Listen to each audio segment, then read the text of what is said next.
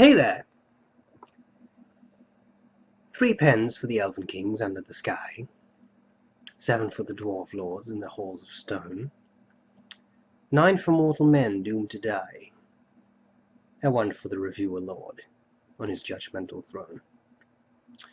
1 pen to rule them all, 1 pen to find them, 1 pen to bring them all, and in inky goodness bind them, in the Netherlands, where Akkerman lies. Today we're going to discuss very briefly the concept of a grail pen while I take a sip of my chocolate milk. And you may think, a grail? Everyone who catches this reference should now hit the like button.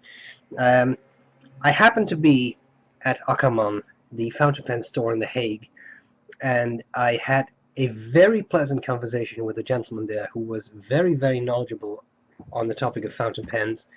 And I was looking at some pens, and I spotted the one pen to rule them all, 1 pen that I have been looking for a very long time, and that is the Visconti Opera Master. Now, if you've watched a bunch of my videos, you know that I love Visconti pens. I am a fan of the brand, that's all I can say. And seeing this one made my heart skip a beat. And then I asked the gentleman what nib is on there, and he said, oh, a double broad. Now, if you've seen, again, a couple of my videos, then you know that I love broad nibs, so this was the ultimate pen. So my heart was palpitating. And as I understand it, these pens came in 3 finishes. I think there was a sort of blue finish, there was an amber finish, aka the tobacco brown finish, and then there was a clear demonstrator which has some highlights on it. And in the shop they had I actually like the amber version a lot, but they had this clear version in the shop. I saw it, I couldn't pass it up. It was an expensive pen. Just check and find some prices online. It's not cheap, but it's so gorgeous that I had to have it. Okay, now that was just the introduction. The pen came in this very nice box, and this is a heavy box. This is a cardboard box. You can take off the lid, and then in there is this extremely shiny, nicely reflective brown box. What I like about the Visconti box is that it has this little flap, making it easier to take out this box, which actually has a nice soft cover at the bottom, that you can put this on your desk. I'm going to open up the box. Springs open very nicely. The pen is in there. I'm not going to show you yet. First I'm going to show you what's in the box. Taking out that bit. This is already super heavy, by the way. This is a really heavy-duty box. And then in there is a little information booklet on the pen. And it's the Opera Master. Now, just to give you an idea, these were the 3 finishes, and the top one is the amber, which I really enjoyed, but I got this one at the bottom now. And that pen looks like this. Now this is a serious pen. Here I have a Kaweco All-Sport, which is a small pen, but that just should go to show that this is a seriously big pen. This is my Visconti Opera Crystal, which is also a very large pen. But if you just look at the 2 in comparison, especially uncapped, which I'll show you in a second, you see it really is big. Okay, I'm going to cover the parts of the pen. I'll tell you what I like about it, what I don't like about it, and then I'll do a writing sample. Okay, at the very top of the pen, there is this Visconti logo on the finial, but you can take it off and you can use the Visconti My Pen system to personalize that. You can put in your initials or a small gemstone, something like that. Then you have Ponte del Vecchio clip, right? Same shape as the famous bridge in Florence where Visconti is based. And you can see these very nice bits of detail on the cap, which I very much enjoy. As to the clip, the enamel here is the same color as the stuff on the cap, which is very nice. And of course the clip is spring-loaded, one of Visconti's trademarks. On the center band here it says Opera, and that's all it says. So to compare it with the Opera Crystal, here you can close up. I think you can see the difference in diameter relatively well. Again, the upper crystal is already quite large. Alright, then we have this huge barrel which tapers down, and right there at the end it says number 487 out of 888. It was a limited edition pen. And again on the barrel you see these colors. Now the barrel is very translucent and there are bits on it, just like with the cap, that are completely clear. But of course it's inked up now, so you don't see that very well. But I have taken off the cap just to show you. This is what the whole barrel looks like. So it has a pattern on it, but large bits of it are completely clear. Okay, one thing they did differently in the Opera Crystal is that they have this half push click system to close the cap. On the Opera Master, it's just a screw-on cap. The section is what the kids would call today ginormous. Again, this is a Kaweco All Sport section, and then look at the Opera Master section. It's huge. The nib on the Opera Master, in this case, is palladium, 23 karat palladium, making it nice and springy, one of the Visconti Dream Touch nibs. What I really liked about this specific nib is that it's a two-tone. It has some gold-colored highlights on it, which are not too much in your face. It's just a nice bit of yellowish stuff on the edges, which I really like. And you also see it in the highlights of the Visconti logo. I really enjoyed that. Okay, as I said, this is a big pen. I don't have the world's smallest hands, and it's big, especially when you post it. This is a mammoth, oversized pen that even makes a Pelikan M1000 look smallish. So we're talking about a big pen. The filling system, and I can sort of show it, but not really, of this pen, it's Visconti's power filler system, which means that you unscrew this bit, and then there's a metal bar in there. You pull that all the way out, then you put it in the ink bottle, you push it back in, it creates a vacuum, and then the barrel gets wider and wider, and at some point it pops, and because the vacuum that's kind of dispelled, ink is sucked up in there.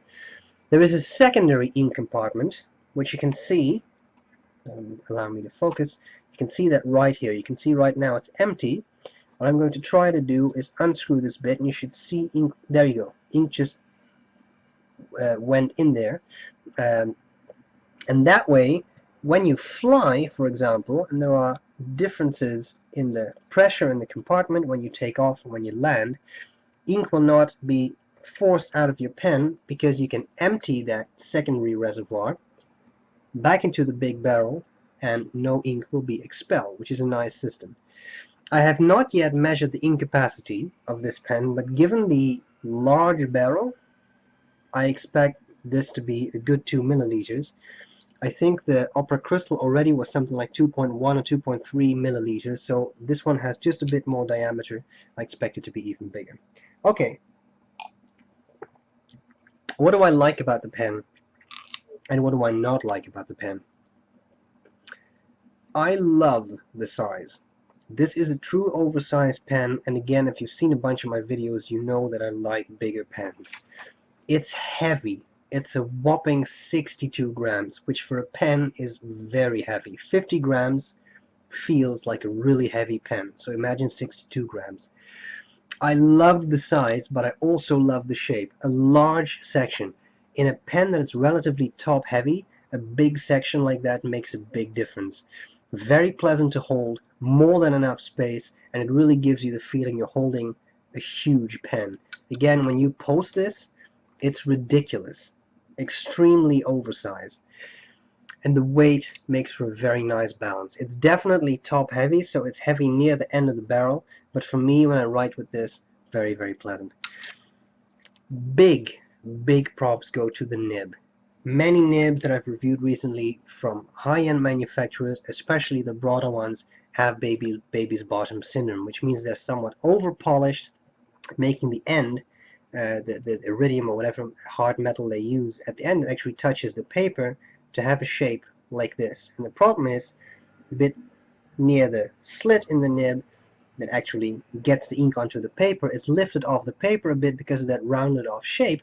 It makes for a very smooth writing experience, but it also gives you skips and hard starts because the ink is not really touching the paper unless you put some pressure on it. This nib started up every time I used it, without issues. No baby's bottoms. It didn't skip. It just lays down a nice, even bit of ink, no problems whatsoever. So I'm extremely enthusiastic, especially considering it's a double broad nib. As to the nib, when Visconti says broad, they really mean broad, but double broad is huge. It's a huge nib, somewhat stub-like just because it's so big, but very, very pleasant. So I really enjoyed that. Things I don't like about it, well, it's big, it's huge, it's heavy, and that definitely makes this a pen that's not for everyone. If you have smaller hands, I can easily see how this would put you off. Also, it's definitely not a cheap pen. And you can have long discussions about whether or not it's worth the price. For me, it is. Bear in mind, it's limited edition, and considering the price of some limited editions, I don't even think it's that bad. But yes, this is not a $20 pen. That's all I can say about it. Okay, before we do the writing sample, again, I would like to extend my thanks to the very kind salesperson at Ackermann. Again, we had a very nice discussion. He really took his time. It was a lot of fun. Also, he gave me one of their new bottles of ink for free with the pen.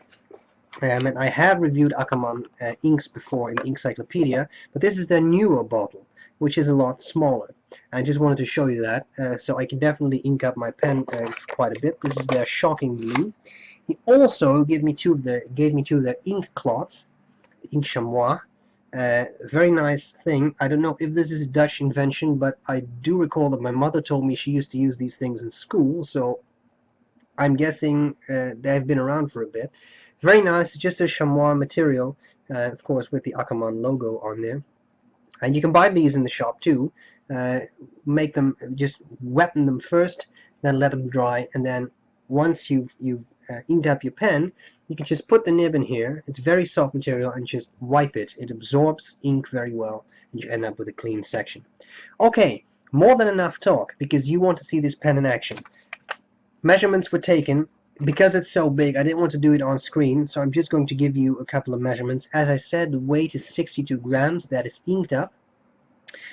Capped, the length is 155 millimeters. That's 6.1 inches. That it's big. Uncapped is 142.1 millimeters. That's 5.59 inches. Posted, it is a giant 185.5 millimeters, almost 20 centimeters. That's huge. 7.30 inches. The section diameter was 12.9 to 15.7 millimeters at the narrowest and the widest points. That's half an inch to 0.61 of an inch. Again, it's a lot of section. Barrel diameter is 11 to 13.8 millimeters. That's 0.43 to 0.53 inches. You want to see it in action? I do. That's what we're going to do next. If you have a chance to visit Ackermann, I can recommend it. Many pens, and many really nice pens, so your wallet is going to regret it, but as a pen lover, I'm sure you'll love it. Guys, I'll gladly see you later. Let's do a writing sample. Glad you were with me, and I found my grail pen. Glad to see you later. Bye bye. Alright, so here we go with the Visconti Opera Master. You see, the nib is no joke, and also you may have noticed that it started up immediately. This is very smooth Clairefontaine paper, no skips, no hard starts, it just writes straight away. The nib is double broad, and the ink Ackermann Shocking Blue. Now every time I do a review where I use an Ackermann ink, I get the same question, so I'm going to answer it right here. Ackermann ink is bought from Ackermann, so don't look for any other stores. I know there is one store in the US that has it, but apart from that, it's Ackermann, alright? It's only there, nowhere else. So don't ask me where you can get it. You can get it there. Alright, let's do a bit of writing. I'm going to start in the margin because it's such a gusher of a nib.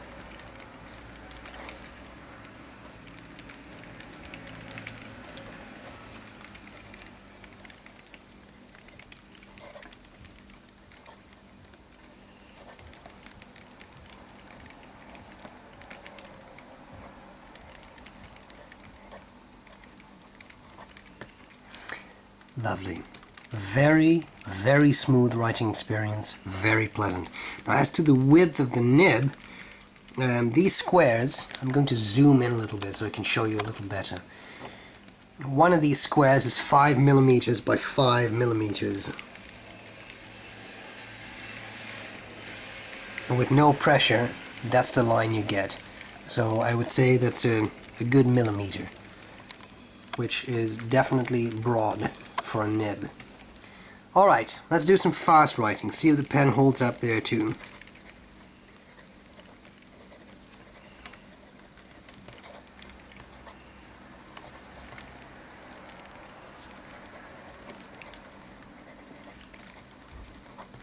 There was a bit of a skip there. That was me misaligning the pen. Apart from that, fine. So there was a bit of a hard start there. That's one hard start. And then it's fine again. As to wetness, in my experience most Visconti nibs are not exactly dry. And as you can see here, it's definitely a wet writer. Now when it comes to line variation, this is no pressure, and I'm going to exert pressure.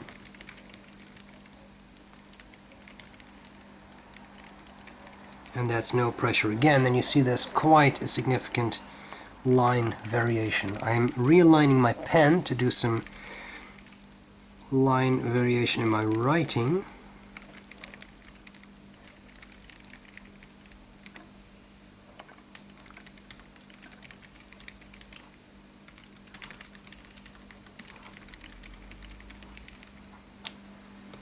There you go. So I would say that definitely gives you some really nice line variation. That's a beautiful thing about these Visconti Palladium nibs. They really offer a nice bit of spring. Okay, well, what if you want to turn your nib around to get a finer line? Some people do that. It's no problem here. It seems to make the stub quality a bit more pronounced. And you do see you get a little bit of skips, but if you apply a little bit more pressure, it seems to work. You need to change the angle a little bit and it runs dry relatively quickly, but you could in principle do that. Just a few words. Alright, so there you have it. The Grail pen.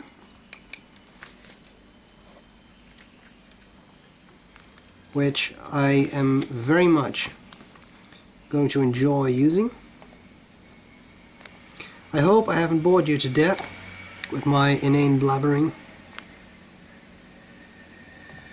but I just really like the pen, and